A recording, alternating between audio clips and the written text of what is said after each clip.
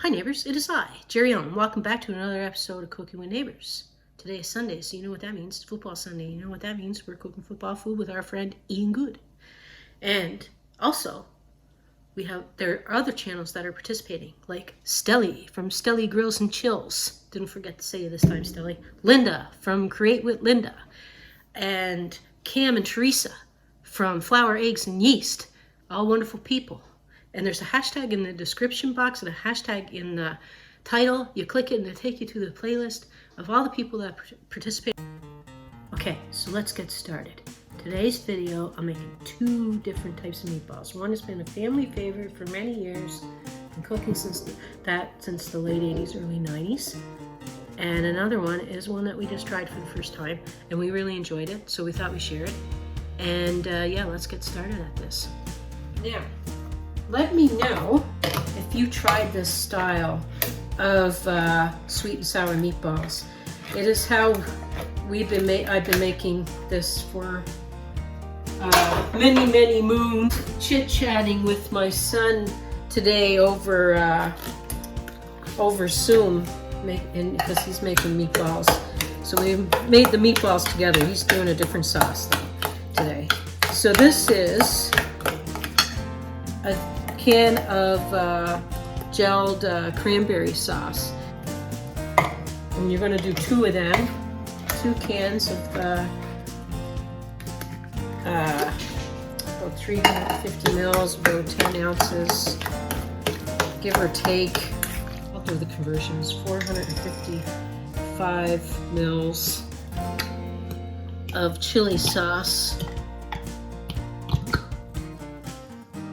3 tablespoons of lemon juice, and 4 tablespoons of brown sugar. It's all gonna melt into a sauce. Okay. Yeah, this is our favorite way of all time. My neighbor down home, my dad's cousin, she taught me about the cranberry sauce and the chili sauce. And over the years, my son Andrew and my son Casey, they like it when I add that little bit of lemon juice and that little bit of brown sugar. So that's what we do. Okay, these are just about done, but I wanted to show you. I would give them another half hour. It's been like a hour and 20 minutes on high, but my meatballs were not frozen, so it all depends if you're using frozen meatballs or what have you.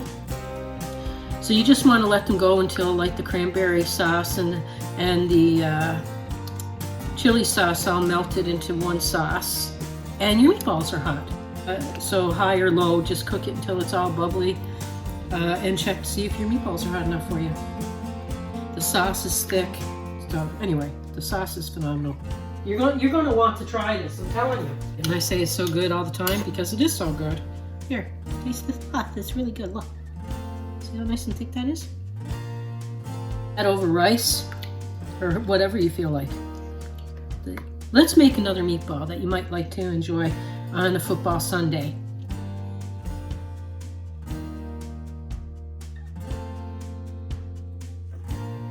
Okay, I have myself some frozen meatballs. There's like 60 of them, okay? So, these meatballs, I don't know why they're named what they are, the sauce for the meatballs or whatever. However, the name of it is called Manhattan meatballs. So this is apricot preserve, apricot jam. I want a cup and a half. A little bit more than a cup and a half because I may as well finish the jar I had. A half a cup of a barbecue sauce. Barbecue sauce of choice. Now you can add like some finely diced onions and peppers or jalapenos in there if you feel like it. I'm gonna give it a little. All the recipe calls for is the apricot jam and the barbecue sauce, but I'm going to give a little swirl of sriracha. Okay, so these meatballs have been on for about 3 hours on low. They're nice and hot now. And let's try one. It's not a thick sauce, so if you want it to be thick, then perhaps a cornstarch slurry when you're cooking it. Maggie wants some, but she can't have some. Oopsie, I almost spilled some toothpicks. Well, I did spill them actually.